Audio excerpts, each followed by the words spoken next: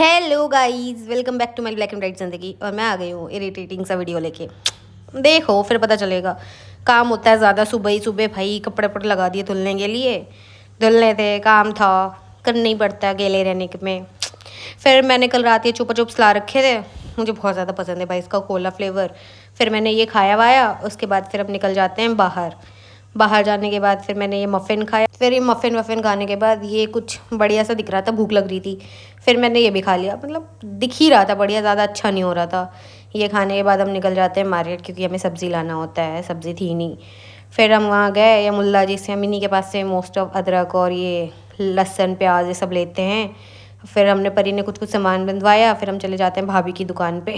भाई इनके पास जाओ, बढ़िया बातें कर लो, मज़ा आ जाता है। फिर उनकी दुकान पे ये रखा था कुछ तो चॉकलेटी चॉकलेटी सा, ये खाया। फिर ये चौकी मौकी जो भी था वो खाया। फिर रूम पे आके बस हम अपना काम करने लगे। Bye bye.